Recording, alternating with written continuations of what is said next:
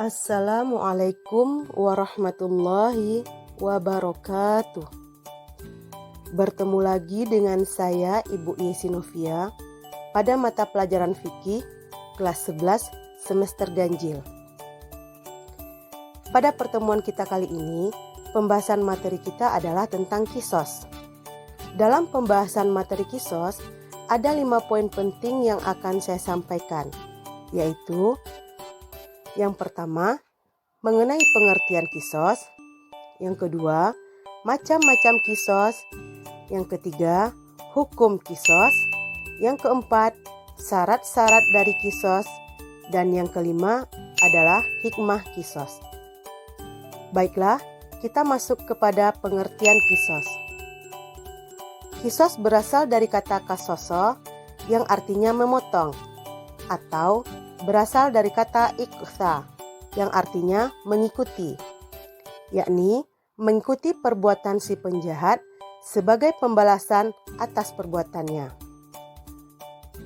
Menurut syara, kisos ialah hukuman balasan yang seimbang bagi pelaku tindak pidana pembunuhan maupun perusakan atau penghilangan fungsi anggota tubuh orang lain yang dilakukan dengan sengaja.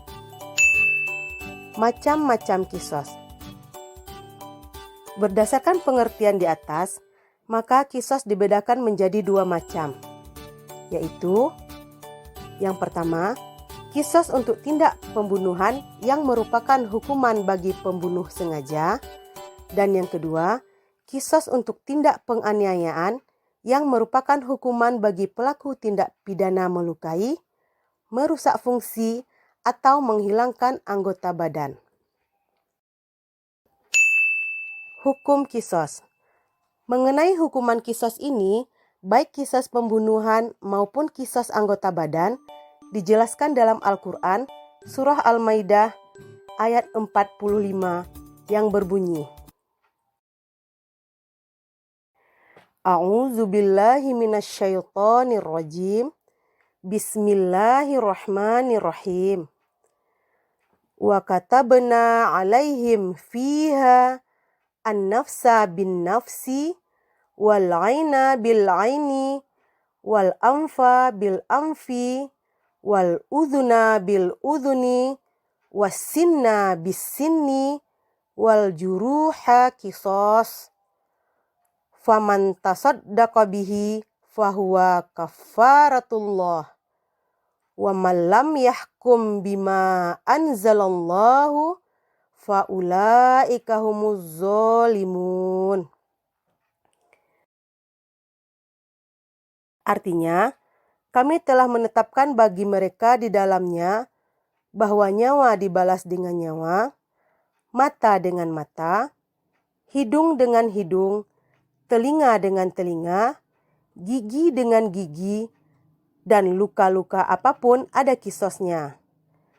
Barang siapa melepaskan hak kisosnya, maka itu menjadi penebus dosa baginya. Barang siapa tidak memutuskan perkara menurut apa yang diturunkan Allah, maka mereka itulah orang-orang yang zalim. Syarat-syarat kisos. Yang pertama, orang yang terbunuh terpelihara darahnya.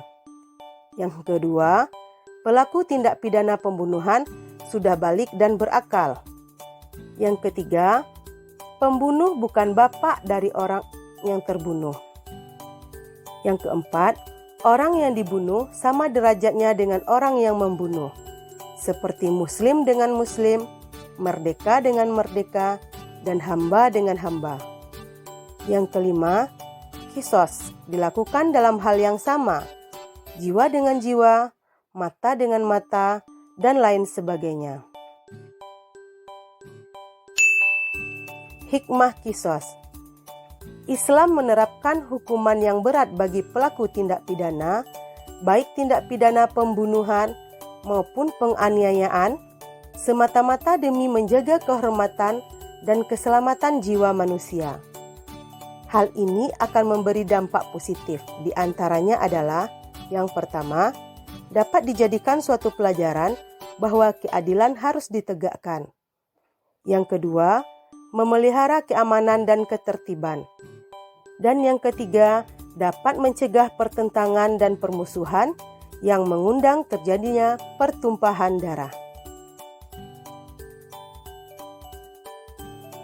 Sampai di sini dulu pertemuan kita kali ini. Jumpa lagi di lain waktu. Wassalamualaikum warahmatullahi wabarakatuh.